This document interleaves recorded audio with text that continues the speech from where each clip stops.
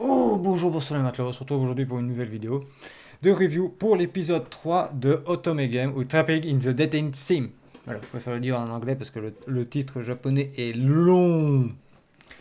Que dire sur cet épisode 3? Alors, au niveau du scénar, ça respecte toujours, de ce que j'ai lu, le manga. C'est toujours, qui respecte toujours le manga. Des graphismes, c'est toujours sur le côté shoujo des années 2000, on le ressent toujours, hein, au niveau des yeux. Euh, que dire de plus? Un petit peu déçu parce que j'aurais aimé que l'affrontement ait lieu dans cet épisode-là, mais c'est fait exprès pour qu'on regarde l'épisode suivant. Donc voilà. J'aurais aimé aussi que on perde un peu moins de temps en tergiversation. Il y a des trucs, je trouve que c'était un peu du pour renflouer. Il y a aussi le coup que il y a un truc que je trouve bizarre, c'est que si on met à l'épisode 4 l'affrontement, qui je pense aurait dû arriver à cet épisode 2, la série, je suis sûr, elle va faire 12-13 épisodes, elle va être rushée. Ça va être bâclé et on le voit dès l'opening de toute façon. Euh, on sait tout ce qui va se passer dans l'opening. Donc on va aller grosso modo, je vais pas vous spoil, mais on va aller grosso modo, enfin c'est spoil dans l'opening. On va aller jusqu'à. Alors, ceux qui ont lu le manga, l'adaptation manga, on va aller jusqu'à l'affrontement avec celle à la flûte. Comme ça, je vous spoil pas. Voilà. Qu'on voit dans l'opening. Cheveux noirs, flûte. Voilà. Donc, le manga, ça s'arrêtera là. Donc, par contre, j'ai bien aimé. Ils ont bien réussi dans cet épisode, ils ont bien réussi à retranscrire le côté. Il déteste cet univers et ses gars. Ils ont bien réussi à le retranscrire. Ça m'a plu. Par contre, il y a un truc que j'ai trouvé excessif, c'est quand il arrête dans l'arène, il lui critique et il se courbe. Ah. Ça, j'ai pas trop aimé. Je le dis direct. Par contre, quand il va pour la proposition de défendre Angelica pour le duel, ça c'était fidèle. C'était très fidèle. J'ai apprécié. J'ai trouvé un petit peu long la mise en scène pour y arriver, mais malheureusement. Le côté Paris est respecté. Euh, le côté où il se fiche de lui parce que son méca est hyper gros, c'est respecté aussi. Le côté qui va les entuber, on le sent direct qui sourit, c'est respecté aussi. Qu'est-ce que je peux dire d'autre? Qu'est-ce qu'on peut dire d'autre sur cet épisode? J'ai regardé l'ending.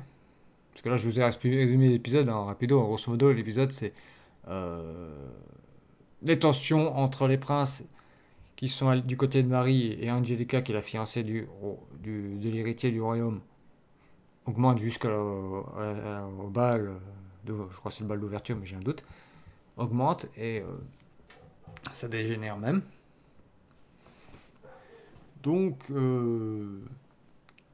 ça part au duel. Hmm, jusqu'aux scènes de Mecha et Paris, où ils entrent en scène. D'ailleurs, les mechas des princes m'ont fait rire parce que ça faisait un peu penser au Power Ranger version mecha. Je pense que c'est un peu voulu. Ou Super Seitai ou Sentai. C'est le nom japonais des Power Rangers. Donc, voilà. Qu'est-ce que je peux dire d'autre?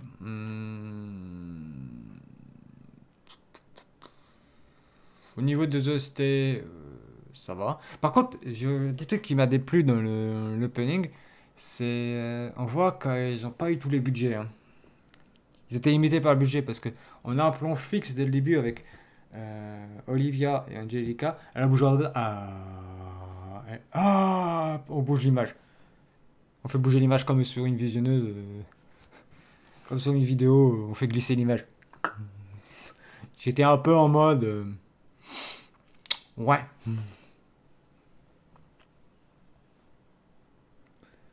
Mais bon, on peut pas tout avoir non plus dans ce genre de série, hein. C'est des séries, voilà, faites pour un peu booster les ventes de l'adaptation manga et Hélène. C'est dommage. C'est pas... Tenir Trapped in the Dating Scene, ça n'a pas la catégorie de Spy X Family. Ça n'a pas du tout le même niveau, ça n'a pas du tout le même design, ça n'a pas du tout les mêmes OST, ça n'a pas... C'est deux mondes à part. C'est considéré comme un isekai, je le reconnais entièrement, mais ça me chiffonne. Je le dis clairement, je me chiffonne. À voir, à voir, à voir, à voir. Ce sera la surprise. Mais bon, je connais l'histoire, donc je sais jusqu'où ça va aller. J'aurais aimé que ça aille un peu plus loin. Vu que le light novel est fini, enfin le web novel est fini, j'aurais aimé qu'ils adaptent tout le web novel. C'était faisable. Regardez Horimiya, le manga était fini, ils ont adapté tout le manga. Bon, ils l'ont fait en 13 épisodes et j'ai trouvé que c'était un peu rushé. Mais j'aurais aimé que pour Tripping the Dating Scene, euh, il adapte tout, vu que c'est fini. J'aurais aimé, hein, c'était largement faisable. Mais c'est fait pour vendre les laines et l'adaptation manga. C'est le seul but de cet animé, malheureusement. Comme beaucoup d'animés d'ailleurs.